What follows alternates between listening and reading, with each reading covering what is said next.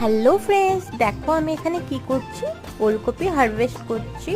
তো এটাকে হিন্দিতে গার্ডস কপি বলে, আমি জানতে পারলাম, আমার নন বেঙ্গলি ফ্রেন্ডসরা বলেছে, যেহেতু আমি বলতে পারিনি যে এটাকে কি বলে লং ভিডিওতে, তো জানতে পারলাম, যাক ভালো হলো।